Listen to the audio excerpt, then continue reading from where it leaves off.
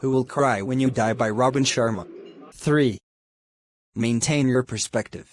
One day, according to an old story, a man with a serious illness was wheeled into a hospital room where another patient was resting on a bed next to the window. As the two became friends, the one next to the window would look out of it and then spend the next few hours delighting his bedridden companion with vivid descriptions of the world outside. Some days he would describe the beauty of the trees in the park across from the hospital and how the leaves danced in the wind. On other days, he would entertain his friend with step-by-step replays of the things people were doing as they walked by the hospital. However, as time went on, the bedridden man grew frustrated at his inability to observe the wonders his friend described. Eventually he grew to dislike him and then to hate him intensely.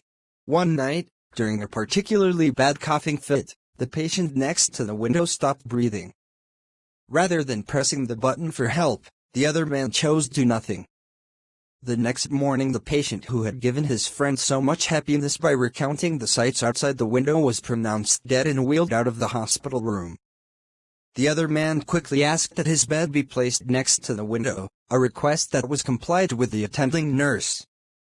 But as he looked out the window, he discovered something that made him shake. The window faced a stark brick wall. His former roommate had conjured up the incredible sights that he described in his imagination as a loving gesture to make the world of his friend a little bit better during a difficult time. He had acted out of selfless love.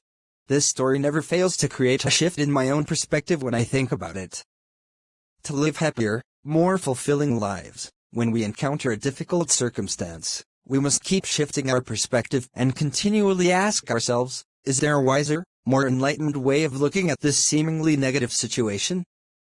Stephen Hawking, one of the greatest physicists ever, is reported to have said that we live on a minor planet of a very average star located within the outer limits of one of the 100,000 million galaxies.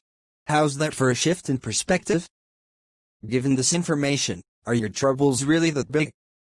Are the problems you have experienced or the challenges you might currently be facing really as serious as you have made them out to be? We walk this planet for such a short time. In the overall scheme of things, our lives are mere blips on the canvas of eternity.